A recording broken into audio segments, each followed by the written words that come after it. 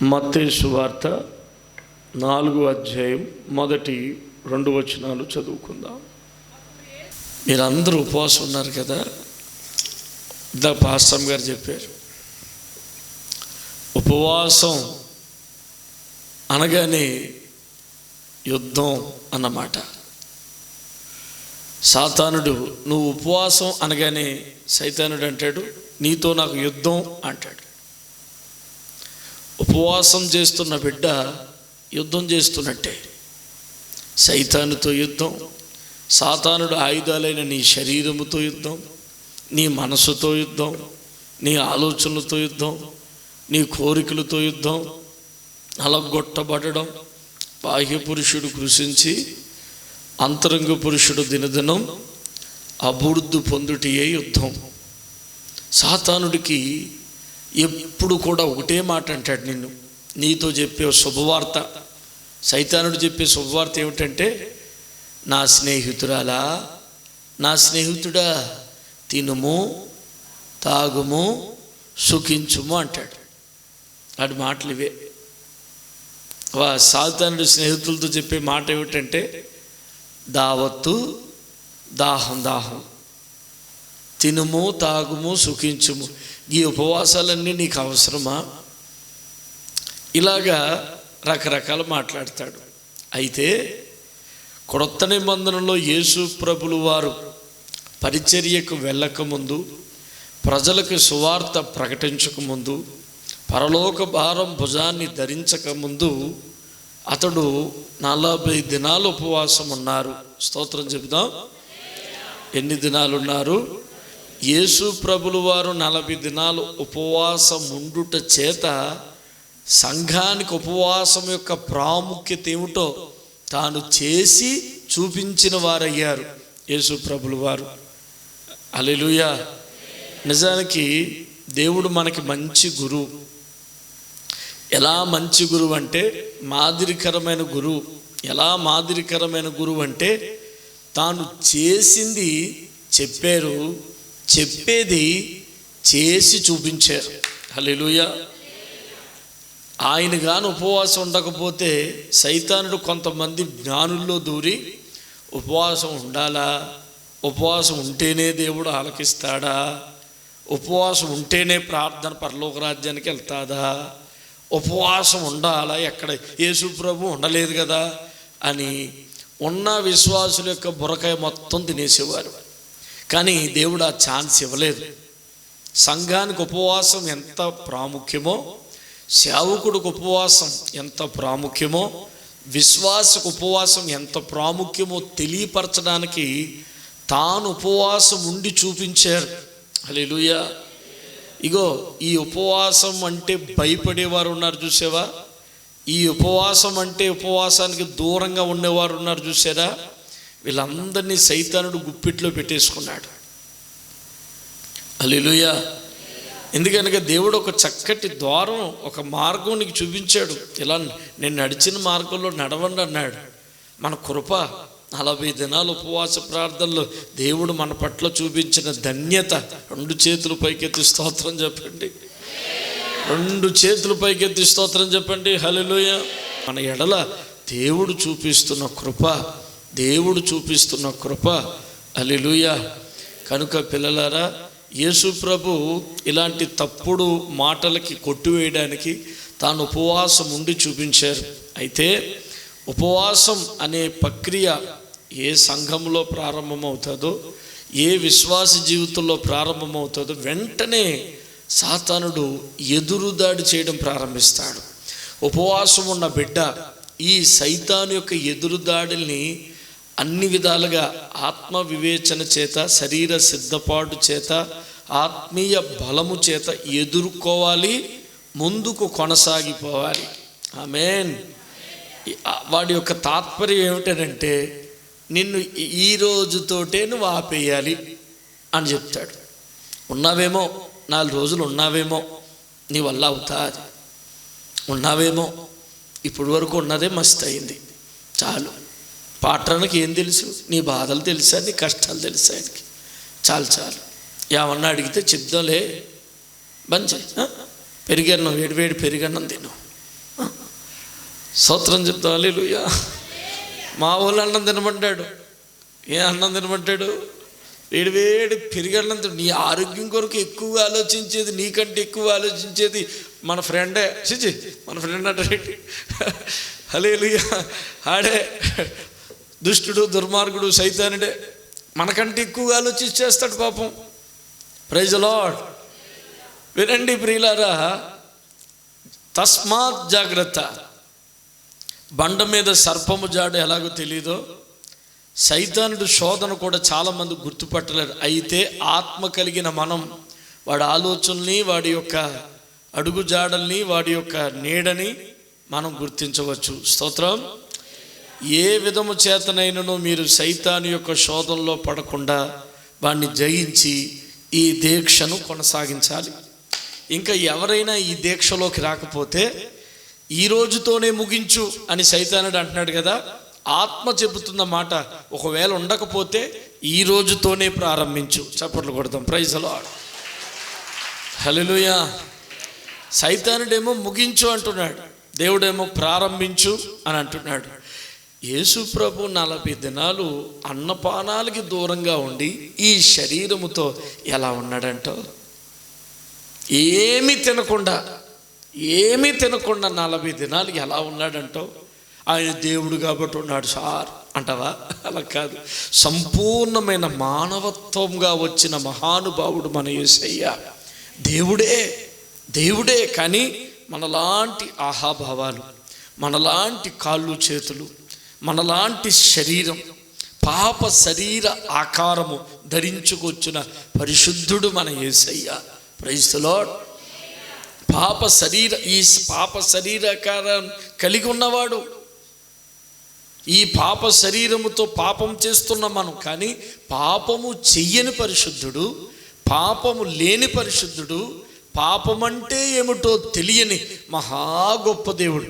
అందుకే యేసయ్య నా దేవుడు, అందుకే యేసయ్య మనందరి దేవుడు. హల్లెలూయా చెప్దాం. ఈ రోజుల్లో ప్రపంచమంతా యేసు ప్రభు నమ్ముకోవడానికి గల కారణం ఏమిటంటే, ఆయనలో ఏ కోణంలో చూసినా ఆయనలో పాపమే లేదు.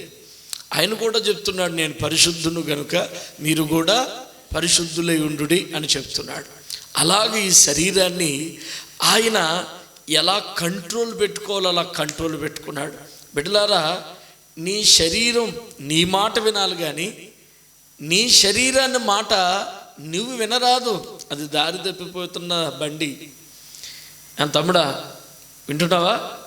నీ శరీరం నీ మాట వినాలి, నీ మనస్సు నీ మాట వినాలి, నీ కంట్రోల్లో ఉండాలి. అంతేగాని నీ శరీరం మాట నువ్వు వినేటువంటి పరిస్థితి తీసుకురాకూడదు.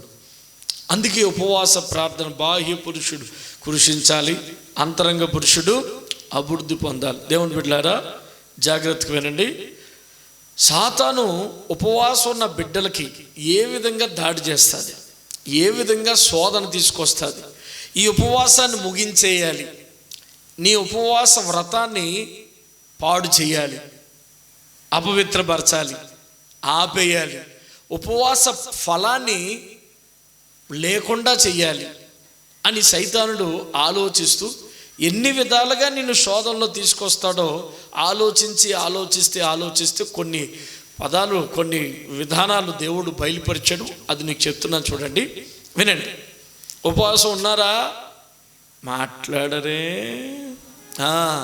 ఉపవాసం ఉన్న మీ దగ్గరికి దేవుడు వస్తాడు, అలాగే సాతానుడు కూడా వస్తాడు. గమనించండి, దేవుడు దీవించడానికి వస్తాడు, సాతానుడు మభ్యపెట్టడానికి వస్తాడు. దేవుడు నిన్ను ఆశీర్వదించడానికి వస్తాడు, సాతానుడు నిన్ను భయపెట్టడానికి వస్తాడు. ఈ సైతాను శోధన ఉపవాసం ఉన్న బిడ్డల పట్ల ఎలా ఉంటుందంటే, మొట్టమొదటిగా యేసు ప్రభులు వారి విషయంలో మనం ఆలోచిస్తున్నప్పుడు యేసు ప్రభులు వారిని ఒక మాట అన్నాడు. ఏమన్నాడంటే, ఆయన ఆకలి కొనగా, ఉపవాసం ఉన్నప్పుడు ఆయనకి ఏమేసిందంట, 40 దినాలు ఉపవాసం అయిన తర్వాత అని రాయబడ్డది. ఆకలి ఎప్పుడైనా వేస్తుంది, అయిన తర్వాత వేస్తుంది, మధ్యలో వేస్తుంది, ఇప్పుడు వేస్తుంది, రేపు వేస్తుంది. ఎందుకనగా మనిషి పుట్టినప్పుడు బంగారాలు ఉండకపోవచ్చు, పుట్టినప్పుడు అన్నీ ఏవి ఉండకపోవచ్చు, కానీ పుట్టిన వెంటనే మనిషితో వచ్చేది ఆకలే. స్తోత్రం చెప్పండి. పుట్టిన వెంటనే బిడ్డ భూమి మీద పుట్టిన వెంటనే ఆయనకు వచ్చేది ఏమిటి? కేర్ కేర్ కేర్ కేర్ అంతే. ఎప్పటి వరకు ఉంటుంది? చచ్చేంత వరకు ఉంటుంది. ఆకలి చచ్చిందంటే ఇటు చచ్చినట్టే. ఏం తింటలేదు అంటే అర్థం ఏంటి? రేపో మాపో మనోడు అదన్నమాట. ఎక్కడి నుంచి వచ్చాడో అక్కడ పోతాడని అర్థం. ఆకలి చూడు ఎంత గొప్పదో. మనం పుట్టినప్పుడు మనతో వచ్చింది, పుట్టిన వెంటనే మనతో వస్తుంది, మనతో నడుస్తుంది, మనం చచ్చేంత వరకు మనతో ఉంటుంది. ఈ ఆకలిని ఆధారం చేసుకుంటున్నాడు సైతానుడు. దేన్ని? ఆకలిని ఆధారం చేసుకున్నాడు. యేసు ప్రభు 40 దినాలు ఉపవాసం ఉన్న క్షణంలో ఆకలేసిందంట. మన చాలామంది మంచి విశ్వాసులు వీళ్ళు ఉపవాసం ఎలా ఉంటారంటే, ఆకలేసినప్పుడల్లా ఒక యాపిల్స్కాయి, ఆకలేసినప్పుడల్లా ఒక జాంకాయి, ఆకలేసినప్పుడల్లా జర్రంత ఇంత బిస్కెట్లు ప్యాకెట్టు, ఆకలేసినప్పుడల్లా ఏదో ఒకటి వెళ్ళిపోయిన తర్వాత నేను ఉపవాసం ఉన్నాను పాస్టర్ గారు, అన్నం మాత్రమే తినలేదు.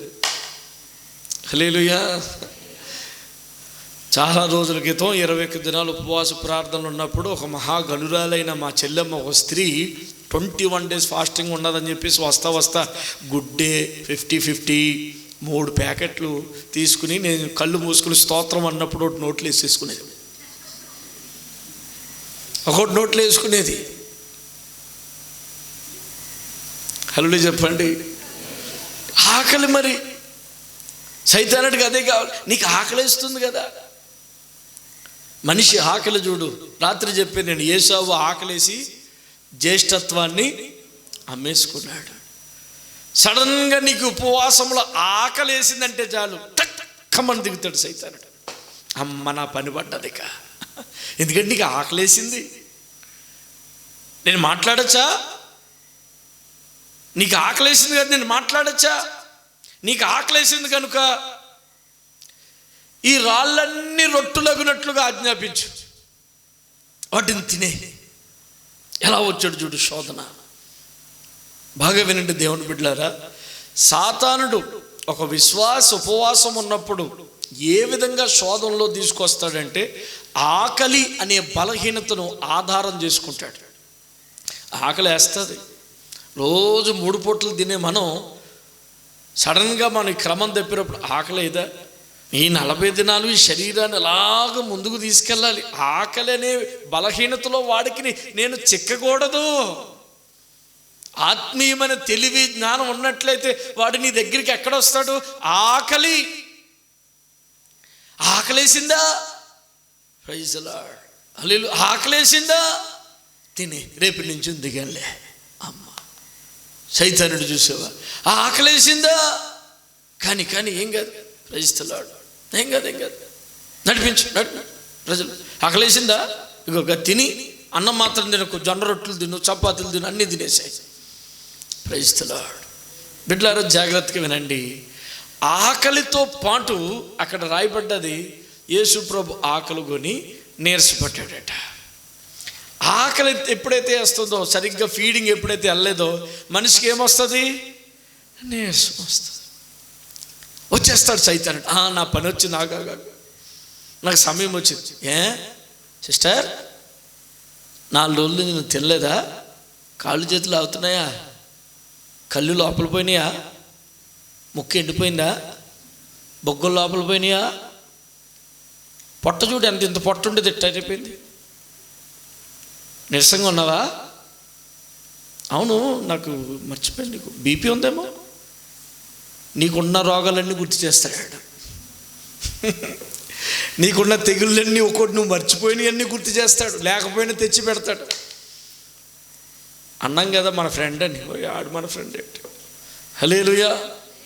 నీరసం ఎప్పుడైతే చూడండి బాగా, ఆకలి నీరసం, శరీరం బలహీనపడే కొలది శరీరం బలహీనపడుతుంది.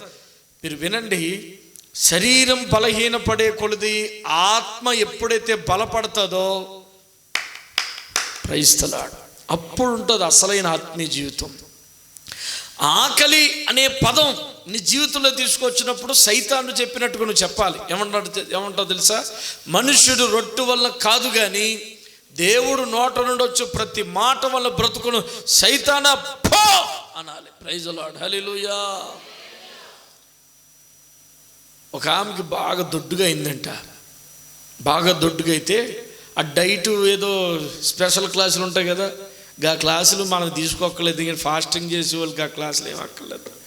డైట్ క్లాసులు ఈ మధ్యలో ఏదో ఉంటుందంట కదా, ఆ క్లాస్ దగ్గరికి వెళ్తే ఆ సార్ అన్నాడట, 4 వారాలు 3 వారాలు రాత్రి మాట తినకమ్మా అన్నాడట. ఆమె ఫంక్షన్లు వచ్చినా ఏమొచ్చినా నేను డైటు నేను తినా. అరే, శరీరంలో ఉన్న కొవ్వును కరిగించుకోవడానికి, సన్నగా అవ్వడానికి అంత దీక్ష కలిగి డైట్ చేస్తుంటే, ఆయన ఎవరో చెప్పారే 4 వారాలు చేస్తుంటే, శరీరంలో ఉన్న పాపాన్ని కరిగించుకుని ఆత్మలో వృద్ధి పొందడానికి యేసు ప్రభు చెప్పిన ఈ ఉపవాసం ఎందుకింత చులకనగా చిన్న చూపుగా చూస్తున్నాం? హల్లెలూయా. మాస్టర్ 4 దినాలు ఉపవాసం 4 వారాలు రాత్రిపూట తినకు అని చెప్పినప్పుడు అంత ఖచ్చితంగా పాటిస్తుంది మేలు పొందాలని. అంటే యేసు ప్రభులు వారు ఉపవాసమును గురించి ఇంత తీక్షణంగా ఇంత అద్భుతంగా నీ చెప్పినప్పుడు ఎందుకు నువ్వు పాటించవు? అంటే దీనివల్ల వచ్చే ఆశీర్వాదాలు నీకు తెలియక, తెలిసిన నిర్లక్ష్యమా, పట్టించుకోకుండా ఉండే గుణమా? Praise the lord. ఆకలి నువ్వు చెప్పాలి, నా దేవుని వాక్యం నేను తింటున్నాను ప్రతిరోజు. Praise the lord. అందుకే చాలామంది చెప్తాను, సంఘముతో ఉండండి ఉపవాసం. సంఘముతో ఉంటే ఈ అన్నం మానేసిన, శరీరం కావాల్సిన అన్నం మానేసిన, ఆత్మ కావలసిన అన్నం తింటున్నాం ప్రతిరోజు. కడుపు నిండా తింటున్నాం. హల్లెలూయా. కడుపు నిండా తింటున్నాం. ఈ అన్నమే మనకి నరాలకి శక్తి, బలాన్ని ఇస్తుంది. నీరసమా వస్తుంది, మరి తప్పదు. నీరసం వస్తుంది. నీరసం వచ్చినప్పుడు కాళ్ళు చేతులు గుంజుతాయి, రకరకాలు పెడతాడు. అప్పుడు నువ్వేమన్నాలో తెలుసా?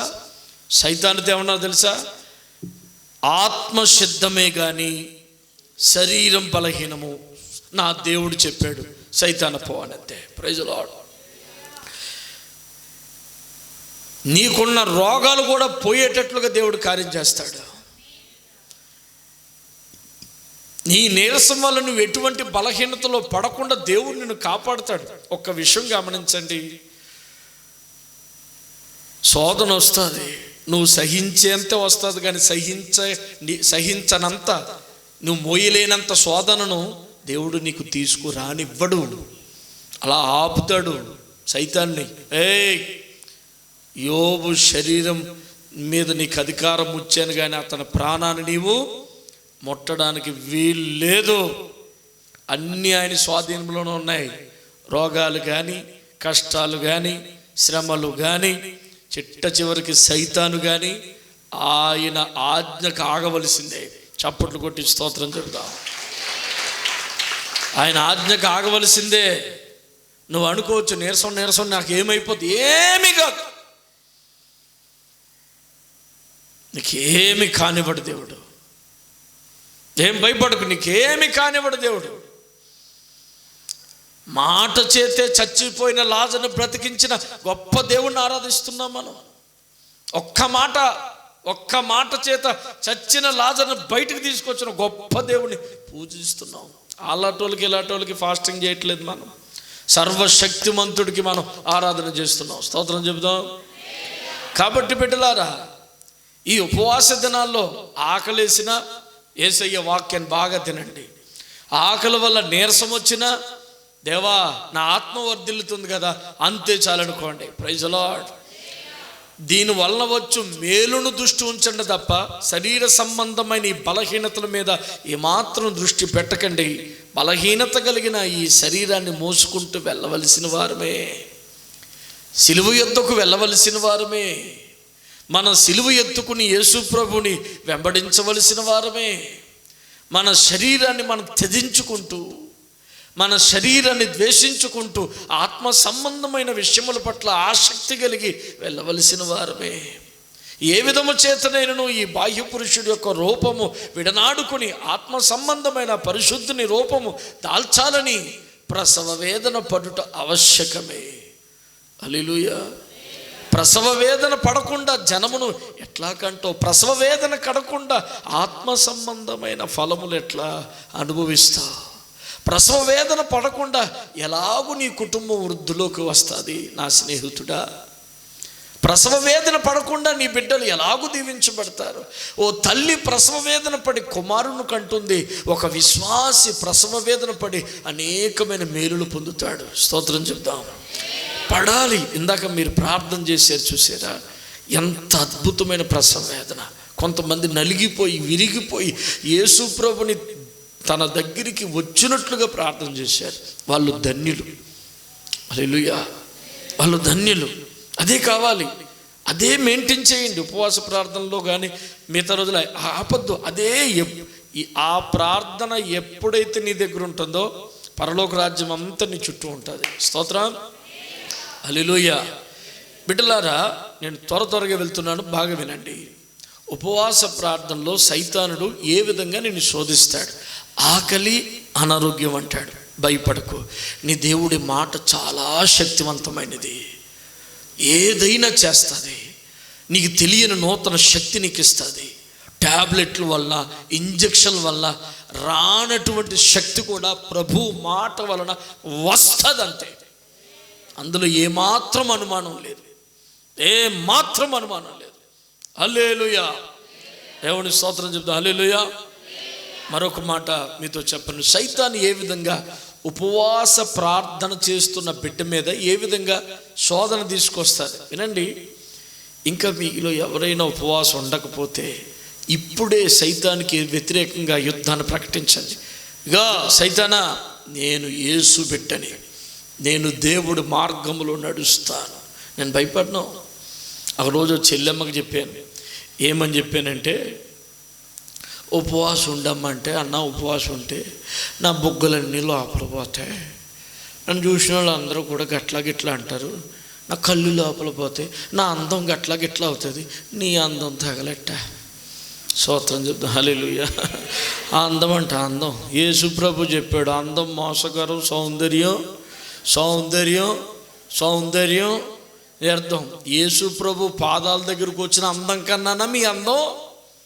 Praise the lord. యేసు ప్రభు 40 దినాలు ఆ ఉపవాసం ఉండి కన్నీరు కార్చిన మోషే ముఖం 6,25,000 మందిని ఆకర్షించింది. ఆ అందం కావాలి. ఇవే అందం. ఐబ్రోస్ అందం అంట, ఐబ్రోస్ అందం. ఫేర్ అండ్ లవ్లీ అందం అంట, ఫేర్ అండ్ లవ్లీ అందం. ముఖానికి అడ్డమైన గడ్డి రాసుకుంటాం. స్తోత్రం చెప్తాం. హల్లెలూయా. దేవుడు నిన్ను ఎలా పుట్టించాడో గట్లాగా ఉండు అంతే. అవన్నీ ఎందుకు, ఎవరు నేర్పారు నీకు? స్తోత్రం చెప్తాం. హల్లెలూయా. దేవుని బిడ్డలారా, అందం అనే మాటకి అర్థం ఏమిటో తెలుసా? యేసయ్య ఇవ్వాలి. మోషే ముఖం ఎంత అందంగా మారిపోయింది. 6,25,000. మోషే, నీ ముఖంలో ఆ కళ ఎలా వచ్చింది? నీ ముఖంలో ఆ సౌందర్యం ఎలా వచ్చింది?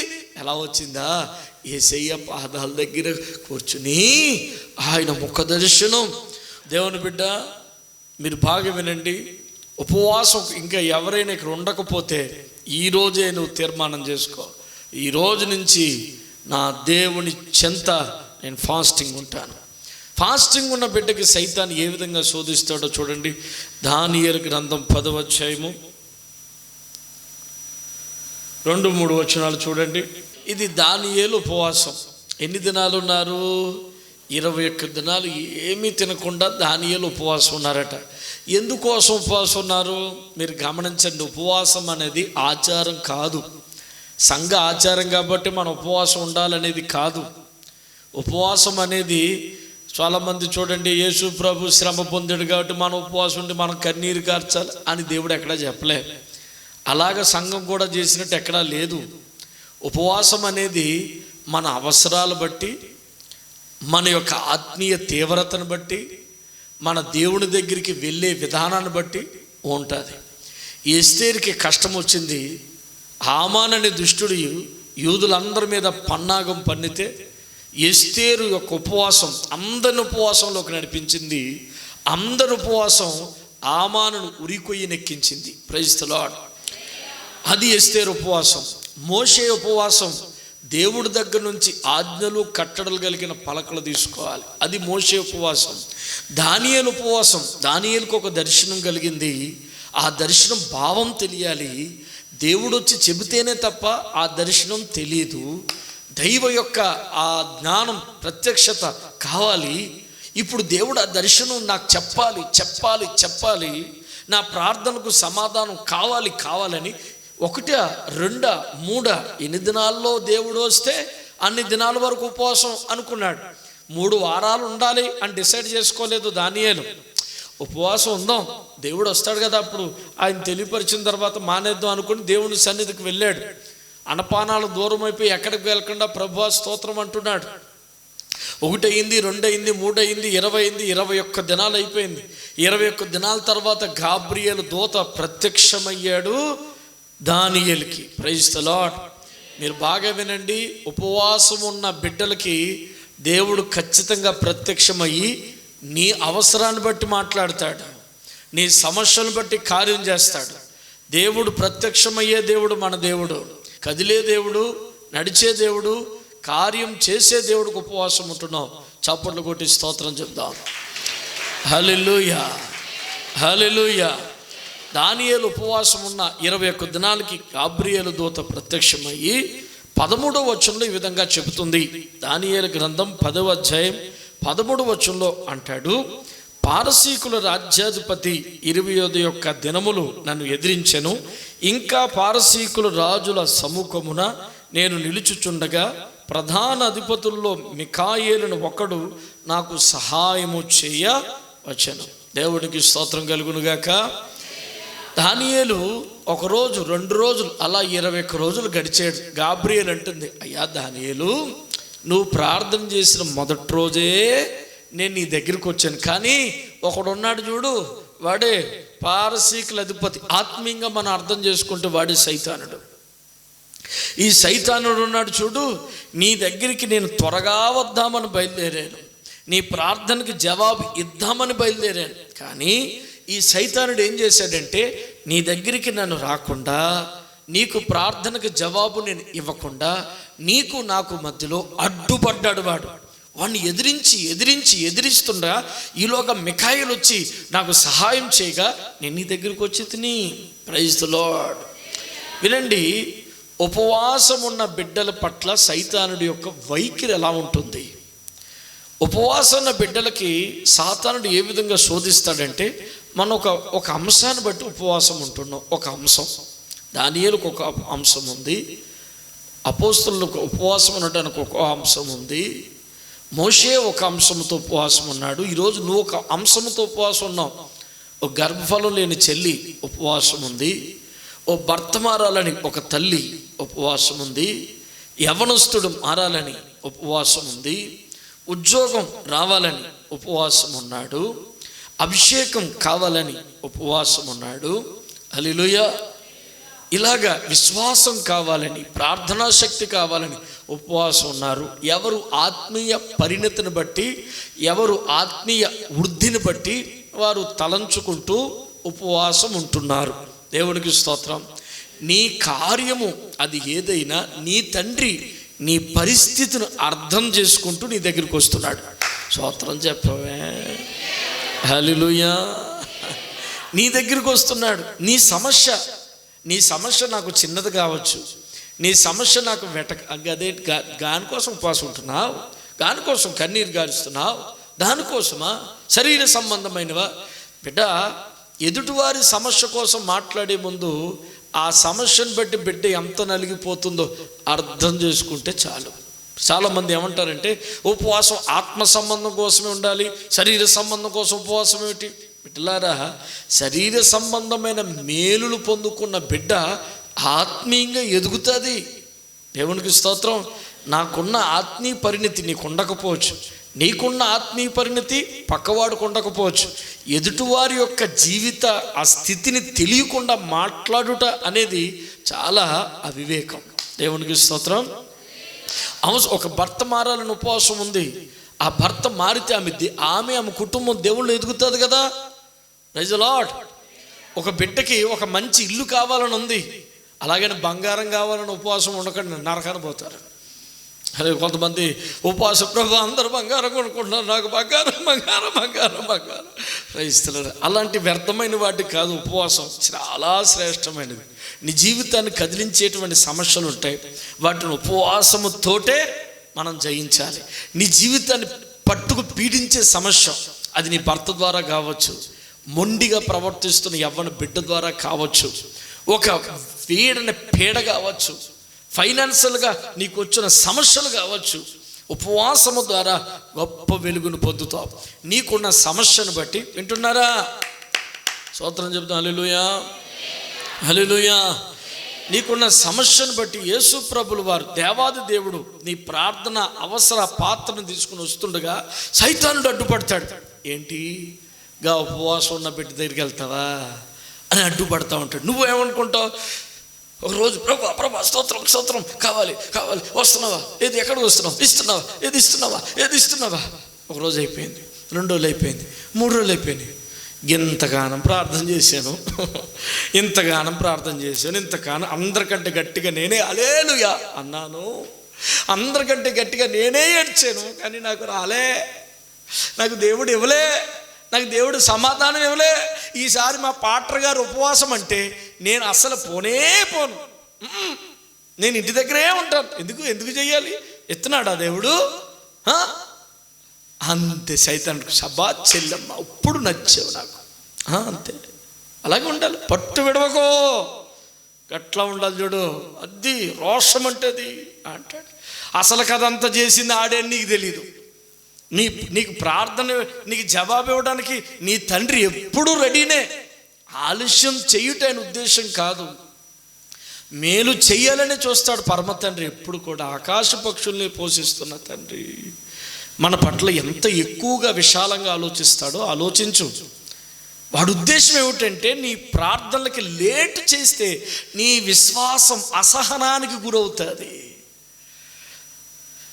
మనకి చాలా ఓపిక అనేది మనిషికి ఉన్న పెద్ద బలహీనత. మొదటి బలహీనత ఏమిటి?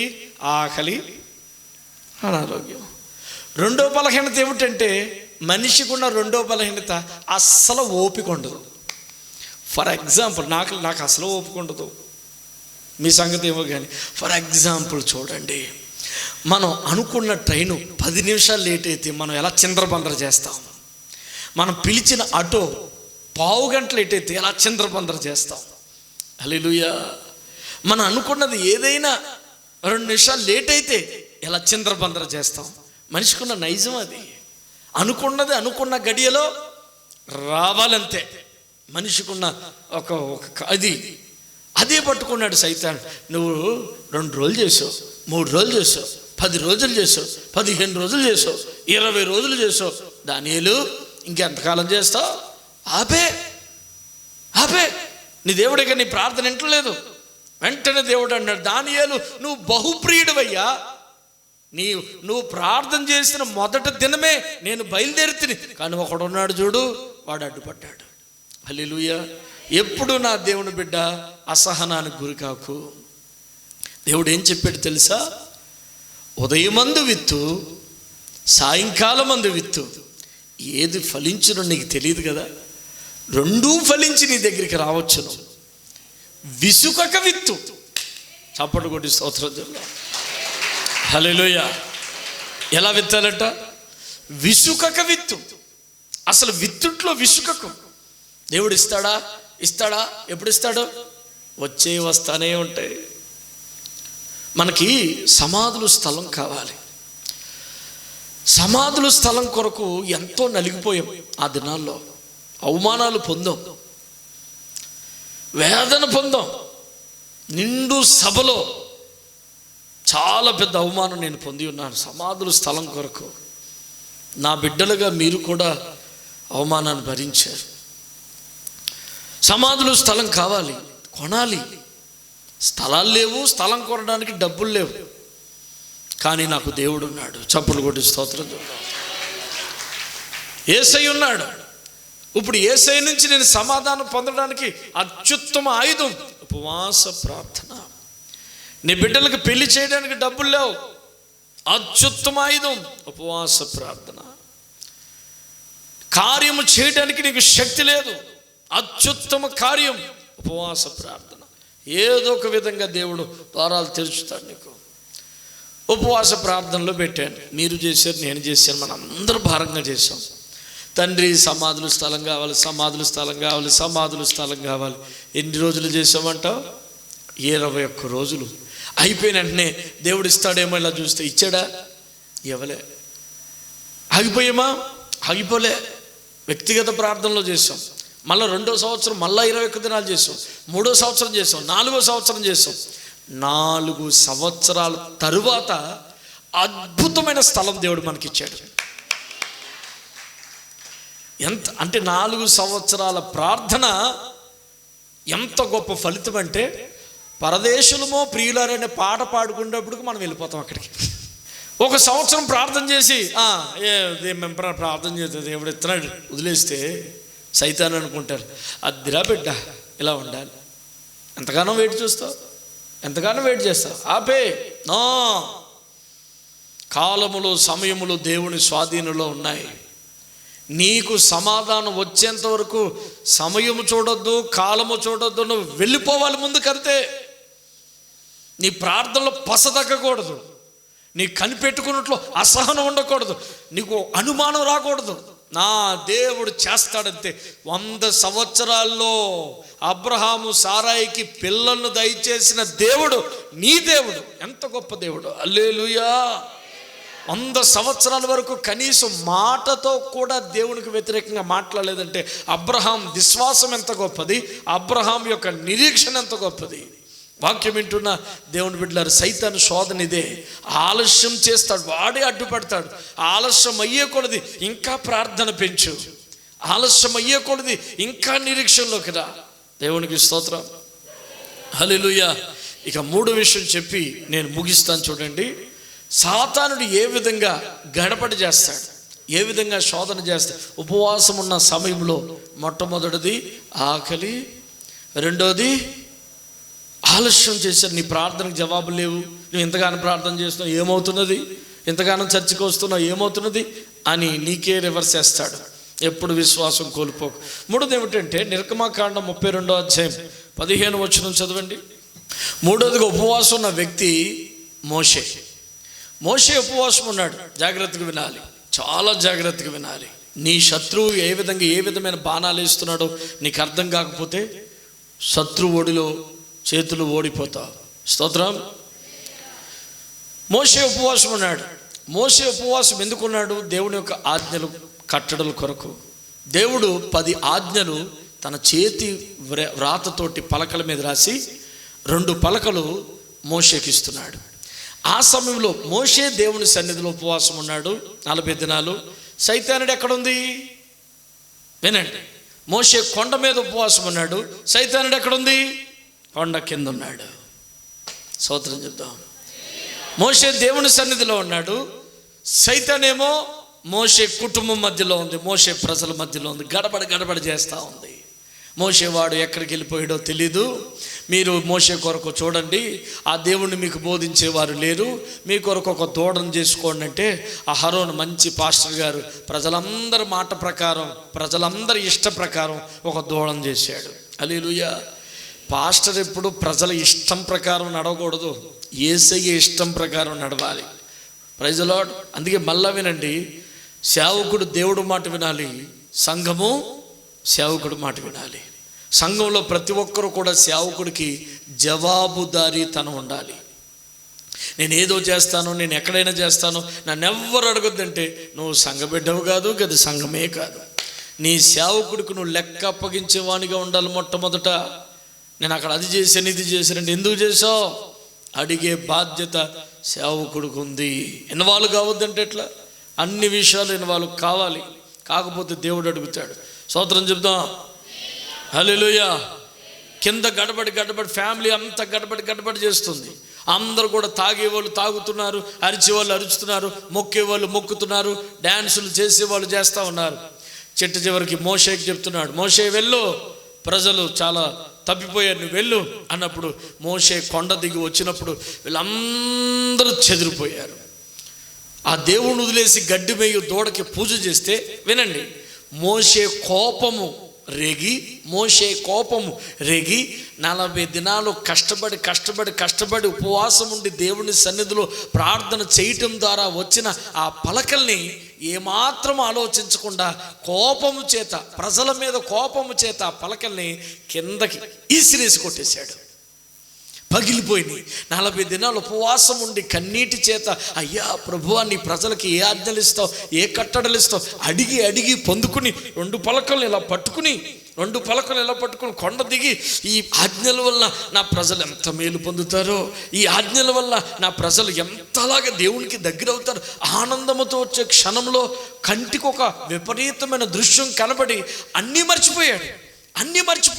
ఆ మాటలు మర్చిపోయాడు, ఆజ్ఞలు మర్చిపోయాడు, దేవుని యొక్క సన్నిధి మర్చిపోయాడు. ఆ పలకలు తీసుకెళ్ళి నేల కొట్టేశాడు. కొట్టేసిన తర్వాత మొత్తం పగిలిపోయాడు. అప్పుడు సైతాన్ అంటుంది, అది అమ్మ, ఇది కదా నేను కోరుకున్నాను మోషే, ఇలా ఉండాలి నువ్వు రోషంతో, ఈ కోపం ఎప్పుడు మెయింటైన్ చెయ్యి. ఏమైపోయింది? 40 దినాల ఉపవాసం ఒక్క క్షణంలో గాల్లో కలిసిపోయింది. ఎలా శోధిస్తాడు! ఉపవాసం ఉన్న బిడ్డల పట్ల సైతానుడు యుక్తిగా ఎలా నువ్వు ఇక్కడ ఉపవాసం ఉండు, నీవు ఎక్కడ సిచ్చేస్తే బలు వెలుగుతుందో అక్కడ సిచ్చేస్తాడు. మోషేకి ఎక్కడ రియాక్ట్ అవుతాడో, దేని ద్వారా మోషేని రేపాలనుకున్నాడు, కోపం దాని ద్వారా మోషేని అలా పట్టుకోవాలనుకున్నాడు. మోషేకు కోపము రేగగా 40 దినాలు ఉపవాస ప్రార్థనలో వచ్చిన ఆజ్ఞలు కట్టడలు కలిగిన పలకల్ని కిందకు కొట్టగా, మళ్ళా దేవుడు అంటున్నాడు, మళ్ళా 40 దినాలు ఉండు అంటే 40 దినాలు ఏమైపోయినాయి? అయిపోయాయి. స్తోత్రం చెప్తా, హల్లెలూయా, గట్టిగా చెప్తా, హల్లెలూయా. నా బిడ్డ జ్ఞాపకం చేసుకో, జాగ్రత్తగా ఉండు, మెలకుగా ఉండు. ఉపవాసం ఉంటే నీ చుట్టూ సైతానుడు చాలా పెద్ద స్కెచ్ వేస్తాడు. ఒకరోజు ఒక తల్లి ఉపవాసం ఉండి కన్నీరు కాచి ప్రార్థన చేసుకుంటూ ఉంది. భర్త మారని వారు భర్త ఇంటి దగ్గరే ఉన్నాడు. ఆ రోజు ఇలాగే బాగా ఆత్మ ఆవేశం కలిగి వేరే పాస్టర్ గారు వచ్చారు. బాగా కన్నీటితో 10 గంటలకు ముగించవలసింది 10:30కి అయింది. ఎంత టైం లేట్ అయింది? Just ½ hour. లాస్ట్ రోజు అనుకుంటా, లాస్ట్ రోజు రేపైతే అయిపోతుందో. ఇక సిస్టరు 10:30కి ఆనందముతో, సంతోషముతో దేవుడు నాతో మాట్లాడాడు, ఎంత ఆనందం అని ఇంటికి వెళ్ళింది. ఇంటికి వెళ్ళినప్పుడు ఇంటి గుమ్మం దగ్గర కూర్చున్నాడు. ఎవరో భర్త అనుకుంటున్నా, భర్తలో దాగి ఉన్నాడు. కూర్చుని 10:30 వరకు ఎక్కడున్నావు అన్నాడు. అదేంటండి ఉపవాస ప్రార్థన అండి, ఈరోజు లాస్ట్ అండి. అయ్యో పాస్టర్ గారండి, ఎంత బాగా జరిగినాయండి అంటే, ఇక్కడ అన్నం గట్టి తినమంటావా అని చెప్పేసి లాగి పెట్టాడు. తప్పమని కొట్టాడు. కొట్టినప్పటికీ ఇక తట్టుకోలేకపోయింది. ఆ బైబిల్ తీసుకెళ్ళి 2 డైరీ తీసుకొచ్చి, నన్ను కొడతావురా, నీకోసం 40 దినాలు ఉపవాసం ఉన్నాను, నీకోసం నేను కన్నీరు కార్చాను, నన్ను కొడతావురా, పోటమ్మని కొట్టడం ప్రారంభించే. స్తోత్రం చెప్తా, హల్లెలూయా, చెప్పండి హల్లెలూయా. ఇక కొట్టడం ప్రారంభించే, కొట్టుడు. అప్పుడు ఆ 2 దెబ్బలకి ఆడిలో ఉన్న సైతాన్ని పోయి నీ ఉపవాసం తగలట్టు నన్ను కొడతావేమిటే, ఇన్నకాలం ఉపవాసం ఉండి చర్చిలో పాస్టర్ గారి దగ్గర ఏం నేర్చుకున్నావే అనబట్టి ఆయన. హల్లెలూయా. వాడికి తెలుసు నువ్వు ఇక్కడ ప్రార్థన చేసుకెళ్ళినప్పటికీ నీ కుటుంబంలో ఏ విధమైన గడబడి. చాలామంది ఉపవాస ప్రార్థనలు ఉన్నప్పుడు ఎక్కువగా జగడాలు తీసుకొస్తాడు సైతాను. ఇరుగు పొరుగు అని రేపుతాడు నీ ఉపవాస దీక్ష పోగొట్టడానికి. నువ్వంటే కిట్టని వారిని లేపుతాడు ఉపవాస దీక్ష పోగొట్టడానికి. నీ ఇంట్లో ఎవరైతే మారు మనసు లేదో, ఎవరైతే క్రీస్తుకు దూరంగా ఉన్నారో వారిలో దూరేసి కామెంట్లు చేస్తాడు. చాలా జాగ్రత్తగా వెళ్ళాలి. హల్లెలూయా. బహు జాగ్రత్తగా వెళ్ళాలి, వెళ్ళి నడవాలి. ఓహో సైతానుడు వచ్చాడు అన్నమాట. ప్రభువా నీకే స్తోత్రం, బిడ్డకి మంచి మనసు దయచే, సైతాన పో అనాలి. ఆమేన్.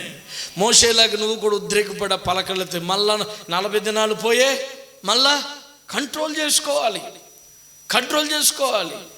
ఇక నేను జరగకూడదు ఏదో జరిగింది, నేను ఉపవాసం ఉంటాను, ఏమన్నావు, నేను మొదట్లాగే ఉంటాను అంటే ఏమైపోయింది నీ జీవితం?